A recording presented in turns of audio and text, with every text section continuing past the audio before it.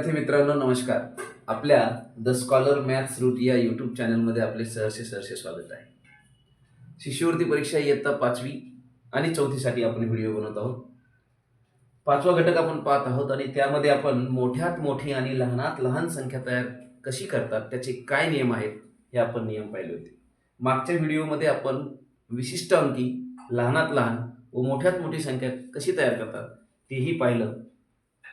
आता आपण 4 किंवा 5 अंक दिले असता 6 किंवा 7 अंकी सर्वात लहान आणि सर्वात मोठी संख्या कशी तयार करायची ते पाहणार आहोत.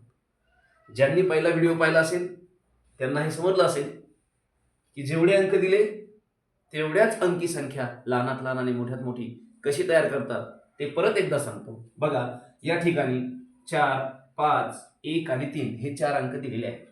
तर या 4 अंकापासून आपल्याला 4 अंकी लहानात लहान संख्या तयार करता येईल. आपण नियम पाहिला होता, सर्वात लहान अंक अगोदर घ्यायचा, त्याच्यानंतर मोठा अंक 3 आहे, त्याच्यानंतरचा मोठा अंक 4 आहे, त्यानंतरचा मोठा अंक 5 आहे. ही झाली आपली 4 अंकी लहानात लहान संख्या.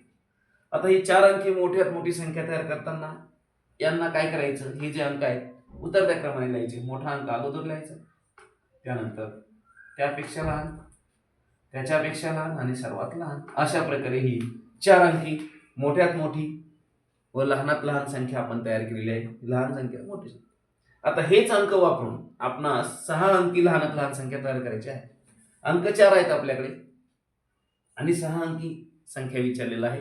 तर त्यासाठी काय करायचं, आपण लहान संख्या तयार करताना पहिली लहान संख्या तयार करून घ्यायची जी आपण केलेली आहे. 1, 3, 4, 5 ही झाली 4 अंकी.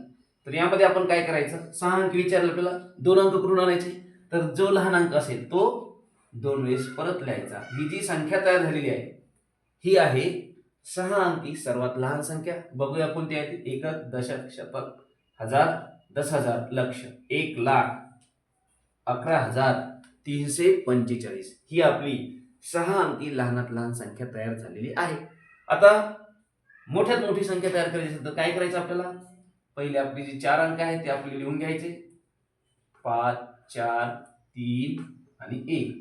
आणि यामध्ये मोठा जो अंक आहे तो अंक काय करायचा, परत परत लिहायचा. जेवढे अंक विचारले असेल तेवढ्या 6 अंक विचारले असेल तर 6 अंक आले पाहिजे. 7 अंक विचारले तर 7 अंक आले पाहिजे.